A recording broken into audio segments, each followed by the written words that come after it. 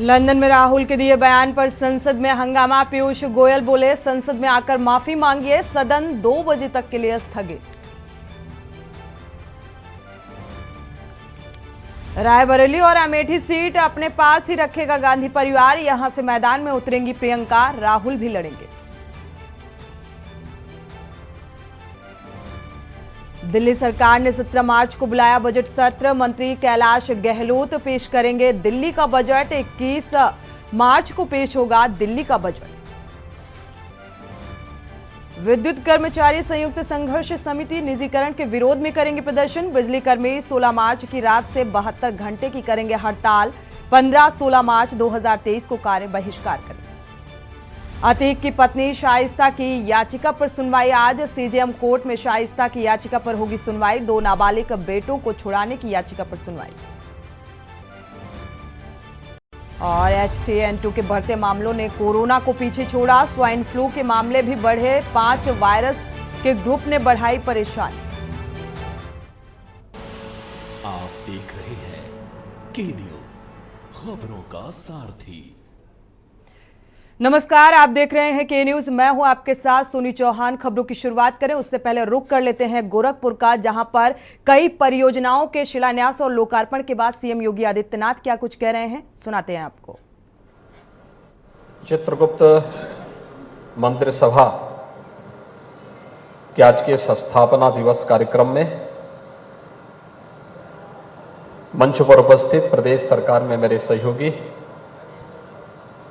One एवं पर्यावरण विभाग के मंत्री श्री अरुण कुमार सक्सेना जी,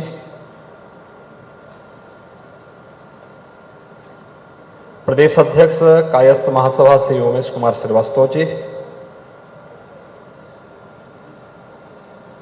चित्रगुप्त मंदिर सभा के पूर्व अध्यक्ष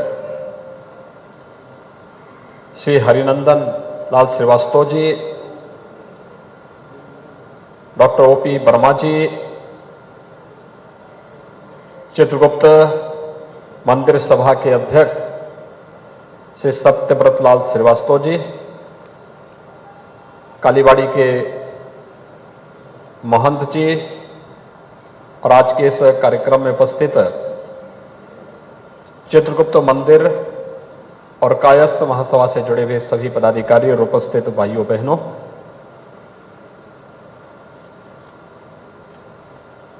एक विरासत को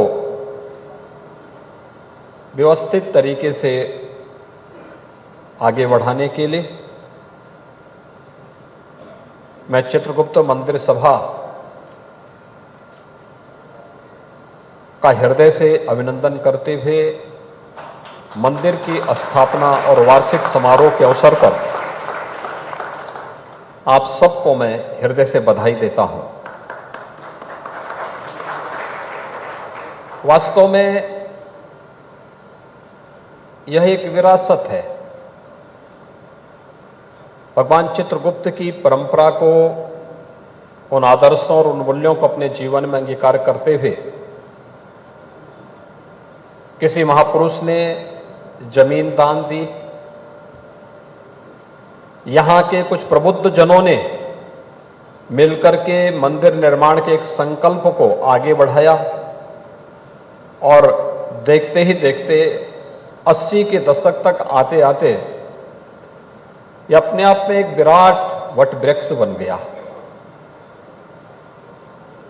चित्रगुप्त मंदिर में ऐसा नहीं कि मैं पहली बार आ रहा हूं, अनेक बार मुझे आने का अवसर प्राप्त हुआ है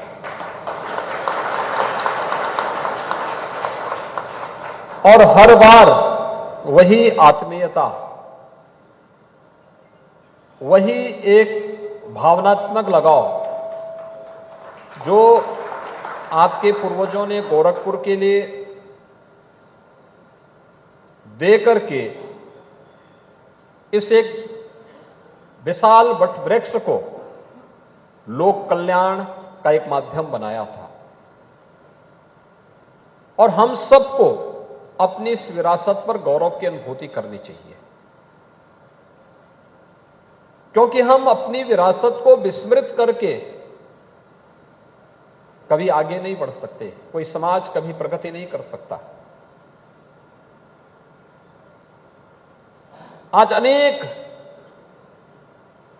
महत्वपूर्ण पदों पर और अलग अलग प्रतिष्ठित स्थानों पर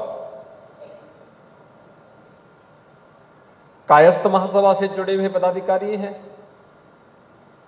या बहुत सारे ऐसे लोग होंगे जो प्रत्यक्ष या अप्रत्यक्ष रूप से इस विरासत से जुड़ करके लाभान्वित हुए होंगे। उन सबको जोड़ करके हमें इस कार्यक्रम को एक निरंतरता देनी चाहिए, और निरंतरता इस रूप में एक पीढ़ी आती है, निर्माण कार्य करती है, अगली पीढ़ी का दायित्व बनता है कि जो हमें विरासत में मिला है उसका हम संरक्षण करते हुए न केवल उसे सुरक्षित रखें बल्कि उसमें अभिवृद्धि करने के लिए हमारे स्तर पर क्या प्रयास हो सकता है। अगर हर पीढ़ी उसमें कुछ अभिवृद्धि करती हुई दिखाई दे तो यही विकास है। विकास की उसी प्रक्रिया के साथ जुड़ना, उसी प्रक्रिया के साथ वर्तमान पीढ़ी को उसके लिए प्रेरित करना, ये वास्तव में ये केवल फिर एक समुदाय विशेष का विकास नहीं होता है, ये संपूर्ण समाज के समग्र विकास की एक आधारशिला होती है। आप याद करिए कितनी गौरवशाली विरासत का आप लोग प्रतिनिधित्व करते हैं। भगवान चित्रगुप्त की परंपरा तो आपके पास है ही, देश के अंदर प्रतिष्ठित उन स्थलों का जहां के माध्यम से चाहे वह न्यायिक क्षेत्र हो, प्रशासन का क्षेत्र हो, कार्यपालिका का क्षेत्र हो, देश के संविधान सभा के अध्यक्ष के रूप में देश के प्रथम राष्ट्रपति डॉक्टर राजेंद्र प्रसाद जी की भूमिका को कौन विस्मृत कर सकता है। जब भी मैं प्रयागराज जाता हूं और प्रयागराज में अगर भारत के किसी एक राष्ट्राध्यक्ष की स्मृतियां आज भी हैं तो मुझे, जब मैं किले के अंदर गया तो मुझे बताया गया कि वहां एक प्रेसिडेंशियल सूट है। तो मैंने कहा किले के अंदर प्रेसिडेंशियल सूट का मतलब? उन्होंने कहा हर माघ मेले में यहां पर पूर्व राष्ट्रपति, प्रथम राष्ट्रपति डॉक्टर राजेंद्र प्रसाद जी आया करते थे और यहां पर रह करके अपनी धार्मिक आस्था उनकी कितनी प्रबल थी कि भीषण शीतलहरी में आकर के माघ माह में एक महीने तक वहां पर रह करके और नित्य प्रति संगम में जाके स्नान करते थे। यानी राष्ट्रपति पद पर जाने के बाद भी उन्होंने अपनी परंपरा और अपनी विरासत को नहीं छोड़ा, उसको सदैव अपने जीवन का हिस्सा बनाए रखा। आज हम हिंदू कहने में गौरव की अनुभूति नहीं करते, लेकिन याद करिए स्वामी विवेकानंद ने इस बात को कहा था, गर्व से कहो। तो गोरखपुर से सीधे सीएम योगी आदित्यनाथ को सुन पा रहे थे। पर्यटन विकास कार्यों का लोकार्पण करते हुए उन्होंने साफ तौर पर कहा कि कैसे इस परंपराओं को आगे बढ़ाया जा सकता है, इस ओर प्रयासरत रहना चाहिए। बढ़ते हैं आगे। बड़ी खबर, सीएम मनोहर लाल का आज चरखी दादरी दौरा है। जनसंवाद कार्यक्रम के तहत आम जनता की समस्याएं सुनेंगे, साथ ही मौके पर किया जा रहा है समस्याओं का समाधान। जो इस बीच समस्याएं आएंगी उसका निराकरण भी त्वरित किया जाएगा। आम जनता तक संवाद स्थापित करने के लिए सीएम विंडो की भी स्थापना की जाएगी, स्थापित किया जाएगा। अब तक 13 लाख से ज्यादा समस्याएं सीएम विंडो के जरिए आई हैं सामने, जिनका निस्तारण का प्रयास, जिनमें से 90% से ज्यादा पर काम भी किया जा चुका है। जनसंवाद के जरिए आम जनता की समस्या सुलझाने की एक कोशिश होती नजर आ रही है।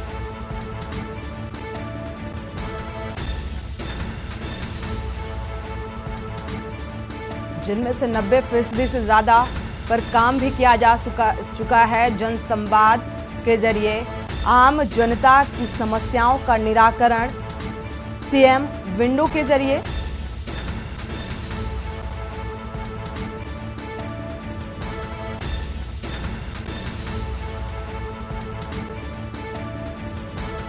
और इस बीच इस कार्यक्रम के दौरान ही कई समस्याओं का समाधान भी किया गया। तो आम जनता तक संवाद स्थापित करने के लिए सेम विंडो की स्थापना। बढ़ते आगे, कोरबा से बड़ी खबर आपको बता दें, Bilaspur range IG BN Meena पहुंचे हैं बागो थाना। कोरबा जिला के एसपी सहित तमाम अधिकारियों की बैठक भी ली। आईजी बीएन मीणा मीडिया कर्मियों से बचते नजर आए। 48 घंटे से ऊपर होने वाली एएसआई नरेंद्र सिंह परिहार की हत्या का भी जिक्र। इस दौरान हत्याकांड को अंजाम देने वाले आरोपी अभी पुलिस गिरफ्त से बाहर हैं। कोरबा पुलिस के पास कुछ भी एविडेंस अभी नहीं है। आरोपियों तक पहुंचने के लिए छानबीन में पुलिस लगातार जुटी हुई है, लेकिन अभी भी पुलिस के हाथ खाली हैं। घटनास्थल से कोई भी अहम सुराग बरामद नहीं हुआ। कोरबा पुलिस की बड़ी नाकामी भी नजर आ रही है। इस लिहाज से भी ये बैठक बेहद अहम।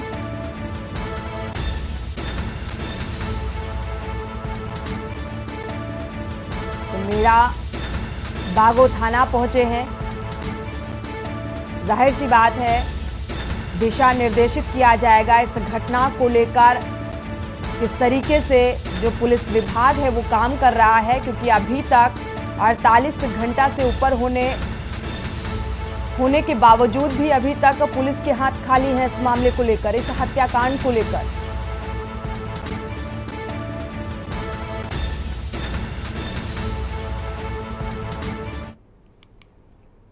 बढ़ते हैं आगे, रायबरेली से बड़ी खबर आपको बता दें, मामूली बात पर दो पक्ष आमने सामने आ गए, आपस में भिड़ गए। मारपीट में 4 लोग गंभीर रूप से घायल हुए हैं। सभी घायलों का जिला अस्पताल में इलाज जारी है। शराब पीने के बाद आपस में शराबियों के बीच गाली गलौज होने लगी।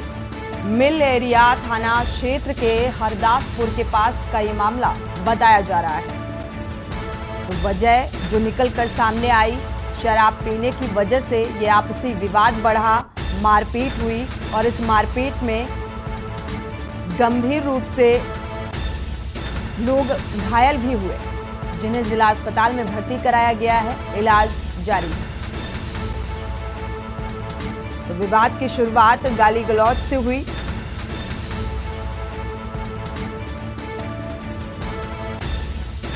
मिल एरिया थाना क्षेत्र का यह मामला बताया जा रहा है। रायबरेली से बड़ी खबर, मारपीट में 4 लोग गंभीर रूप से घायल हुए हैं।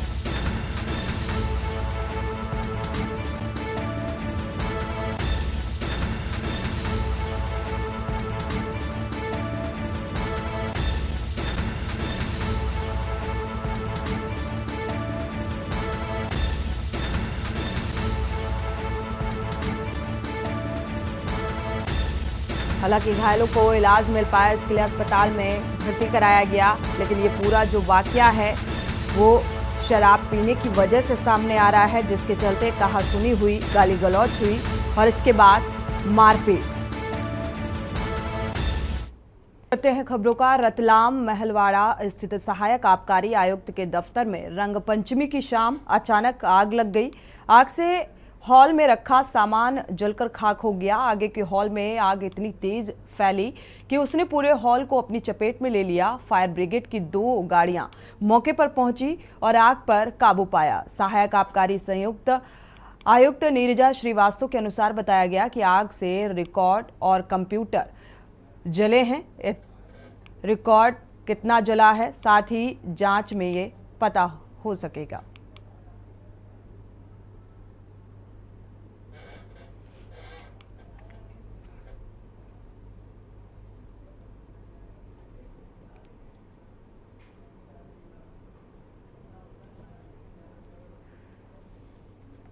भोले भक्त मंडल कल्याण समिति के नेतृत्व में रंगपंचमी के रंगारंग गैर में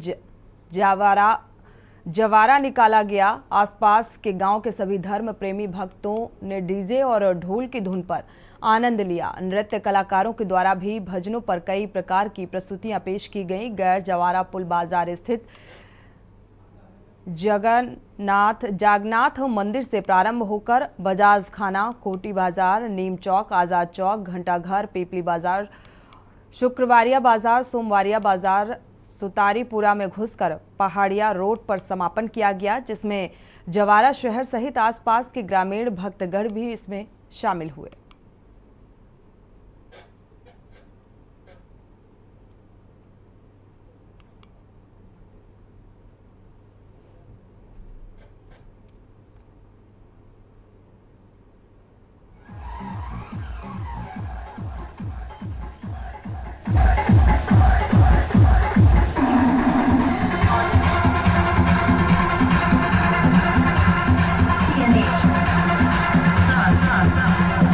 Remixed by DJ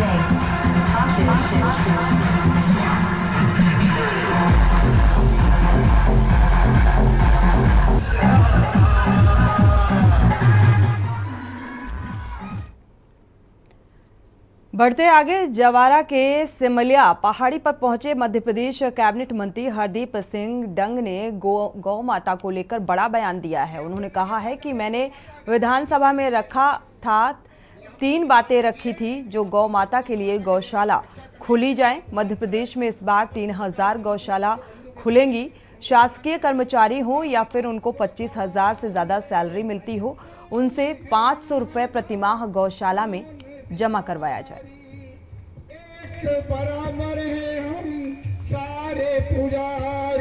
गौ माता की अपन जो जयकार लगाते हैं, जो हमें प्रवचन सुनते हैं, तो खाली उससे काम नहीं चलेगा। उसके आगे अपन को कदम बढ़ाने पड़ेंगे और गौ माता की रक्षा करने के लिए समस्त मानव जाति को उसके लिए आगे आना पड़ेगा।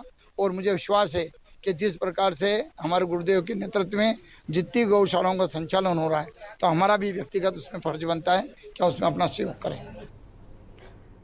एक तरफ किसान लो वोल्टेज की समस्या से जूझ रहे हैं, तो लो वोल्टेज के चलते किसानों का फसल सूखती जा रही है। किसान खेतों में पानी नहीं दे पा रहे हैं। किसानों द्वारा बिजली विभाग को ट्रांसफार्मर्स की कमी बताई जाती है।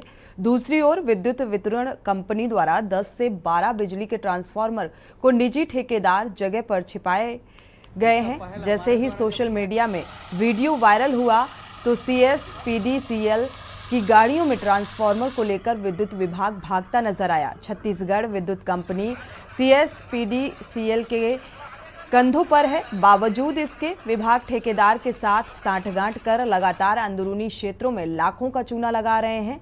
जब हमने इसकी जानकारी पंखाजुर के मुख्य कार्यपालन अभियंता को फोन के माध्यम से दी, तो आधी बात करके साहब ने फोन बंद कर दिया।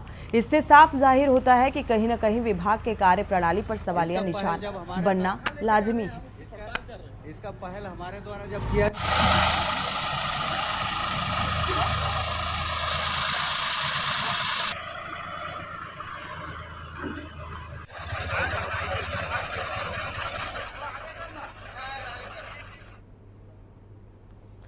बेमेतरा जिला के विधानसभा नवागढ़ में भाजपा अनुसूचित जाति मोर्चा जिलाध्यक्ष देवदास चतुर्वेदी ने कांग्रेस के पूर्व राष्ट्रीय अध्यक्ष राहुल गांधी के लिए नवागढ़ में जमीन की मांग को लेकर SDM को ज्ञापन सौंपा, जिससे केंद्र सरकार की PM आवास योजना का उन्हें लाभ मिल सके। दरअसल छत्तीसगढ़ में बीते दिनों राजधानी रायपुर में कांग्रेस का 25वां महाअधिवेशन हुआ था और राहुल गांधी महाअधिवेशन को संबोधित करते हुए बोले थे कि उनके रहने के लिए स्वयं का मकान नहीं है, जिसे लेकर नवागढ़ के बीजेपी नेता देवदास चतुर्वेदी जिला प्रशासन को एक पत्र लिखा है, जिसमें कांग्रेस में महाअधिवेशन में कांग्रेस नेता राहुल गांधी द्वारा कई बातों का जिक्र किया गया। उन्हें नवागढ़ के संबलपुर मार्ग में खसरा नंबर 659 में 2.5 डेसिमल जमीन आवंटित करने की मांग की गई, जिससे उन्हें केंद्र सरकार के प्रधानमंत्री आवास योजना का लाभ मिल सके।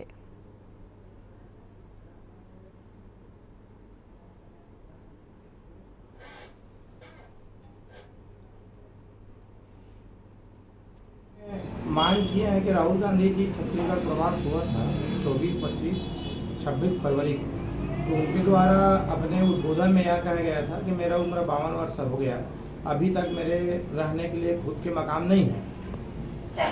तो हम लोगों ने ये किया कि नवागढ़ में खसरा नंबर 559 शासकीय भूमि है, उसको SDM को हम लोगों ने ज्ञापन सौंपा है कि राहुल गांधी के नाम से उसको अलॉट किया जाए 2.5 डिसमिल जमीन। और भारतीय जनता पार्टी के केंद्र में सरकार है नरेंद्र मोदी का, उसका बहुत एक महत्वाकांक्षी योजना है प्रधानमंत्री आवास योजना, तो उसको बनाया जाए। इसी के साथ बुलेटिन में फिलहाल बस इतना ही। आगे खबरों के लिए आप देखते रहिए के न्यूज़ इंडिया।